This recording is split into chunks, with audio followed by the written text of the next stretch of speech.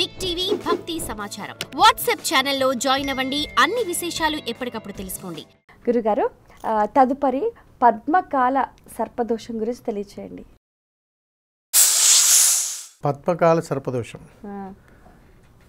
ఈ పద్మకాల సర్పదోషం ముత్తైదు. ముత్తైదు అని అంటే సుమారు ఒక సర్పము తన వయసు ఒక 6-7 ఇయర్స్ దాటిన దగ్గర నుంచి ముత్తైదు కింద లెక్క వేస్తాం.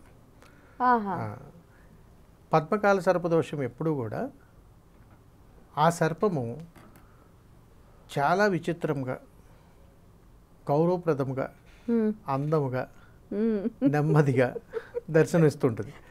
అంటే ఉదాహరణకు మీకు మీ ఇంటి ఆవరణలో ఎక్కడైనా సర్పం కనిపించిందని అనుకుందాం, దాన్ని కొట్టగానే ఎక్కడికి వెళ్ళదు, నెమ్మదిగా తాయితీగా వెళ్తుంటుంది.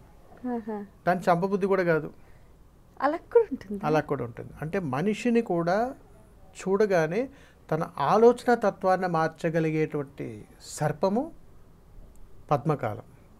ఈ పద్మకాల సర్పం ఎప్పుడు చుట్టుకునే ఉంటుంది. మన ఇళ్లలో చూడండి, ఎప్పుడైనా గోనె సంచి పట్టా కింద ఉంది, పాములన్నీ అలానే ఉంటాయి జనరల్గా. కానీ ఈ పద్మకాల సర్పదోషం ఎప్పుడు కూడా మిట్ట మధ్యాహ్నం సమయంలోనే దర్శనమిస్తుంది. ఏ రోజైనా, శనివారం, ఆదివారం, మంగళవారం, ఆ రోజు ఈ రోజు మధ్యాహ్నం పూట నడినెత్తి సూర్యుడు పైన ఉండగా ఈ సర్పం మూవ్ అవుతూ ఉంటుంది. మళ్ళా నీడ పడగానే ఆగిపోతుంది. అది ఎక్కడుంటే అక్కడ చుట్టుకుని అలా ఉండిపోతుంది. ఇప్పుడు మనం ఇంతకుముందు చర్చించుకున్న వాటిలో మంగళవారం అయితే ఈ సర్పం అని, గురువారం అయితే ఒకటి గుళిక అని, అయితే సోమవారం అయితే అనంతురని. ఇప్పుడు మరి ఆ రోజులలో ఈ మధ్యాహ్నం వస్తే మరి అదా ఇదా ఎలా? మధ్యాహ్నం పూట ఇది ఒకటే వస్తుంది, అవి రావు.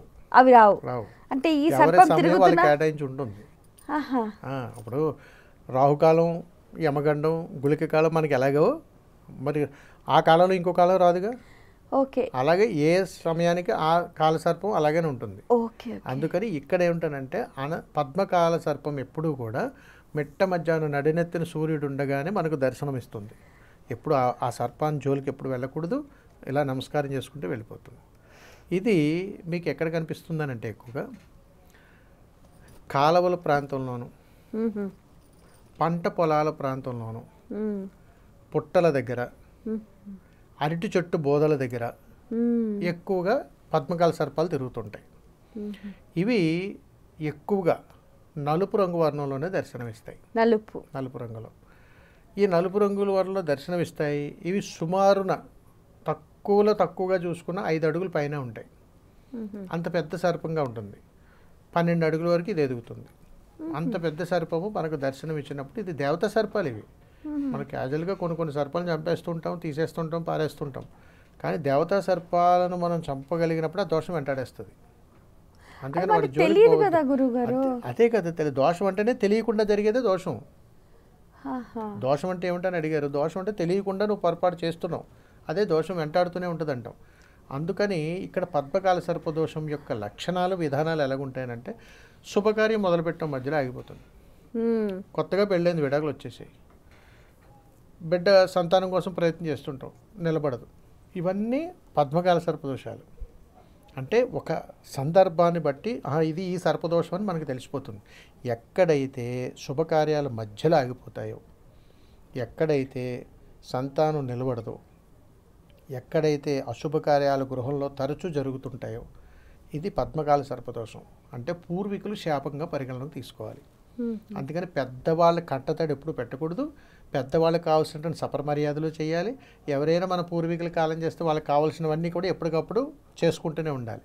ఇవి ఆ సంకేతంగా పద్మకాల సర్పదోషం అంటారు. వీరు మధ్యాహ్నం పూటే దర్శనమిస్తారు. మరి దీనికి నివృత్తి ఎలా చేసుకోవాలి అని అంటే, మీరు గృహంలో వండుకున్నటువంటి వంటలు ఏదైనా కానీ ఒక పిండి పదార్థం, ఇలాంటి సంఘటనలు, ఇలాంటి లక్షణాలు కానీ ఉన్నటువంటి గృహంలో ఉన్నటువంటి వాళ్ళు ఎవరైనా కానీ ఏదో ఒక పిండి పదార్థం, అది బియ్యం పిండి అయి ఉండాలి. బియ్యం పిండితోటి మీరు ఏ పదార్థం చేసినా కానీ మధ్యాహ్నం పూట ఎక్కడైనా రోడ్డు పక్కన కానీ, కాలువ పక్కన కానీ, ఎక్కడైనా కానీ ఒక విస్తరలో వేసి పెట్టేసేయండి. విస్తరలో ఏ జీవరాశి తీసుకున్నా ఆ స్వరూపంగానే భావించాలి. మనం అక్కడ ఉండకూడదు, వెనక్కి తిరిగి చూడకుండా వెళ్ళిపోవాలి.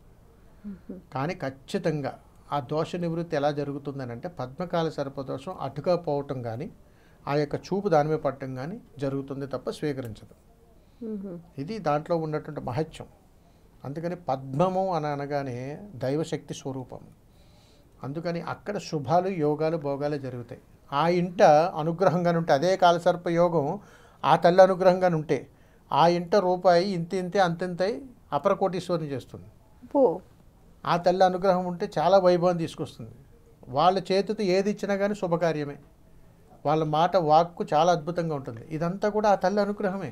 అంత విశేషమైనటువంటి ఫలితం ఇందులో ఉంటుంది. మీకు చెప్తుంటా, దోషం వేరు యోగం వేరు.